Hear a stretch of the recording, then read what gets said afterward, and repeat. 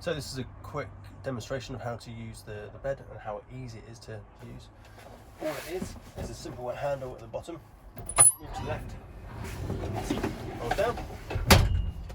In this position, what we try and do is put the seat belts and tuck them into the seat itself. There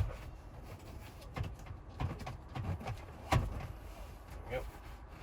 And that just makes it for a more comfortable sleep. And the way to make it back into a seat again is we're quite cautious over our backs.